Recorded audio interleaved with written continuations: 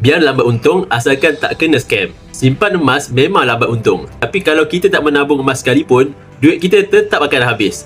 Jika melabur dalam saham, kita masih boleh rugi. Antara kelebihan simpanan emas, duit simpanan kita 1 sen pun tak bocor. Harga emas 100 gram pada Januari 2025 adalah sekitar RM40,000. Hari ini harganya mencecah RM53,000. Simpanan kita yang asalnya RM32,000 tak bocor, malah keuntungan RM12,000 pun tak bocor. Kebanyakan yang menyimpan di ASB atau tabung haji, apabila dividen tahunan diumumkan, ramai yang sudah berkira-kira untuk mengeluarkan dividen.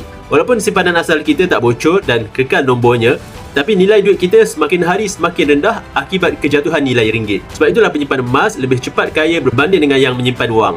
Tapi pastikan simpanan emas kita jadikan simpanan untuk masa depan, bukannya simpanan kegunaan esok atau simpanan bulan depan.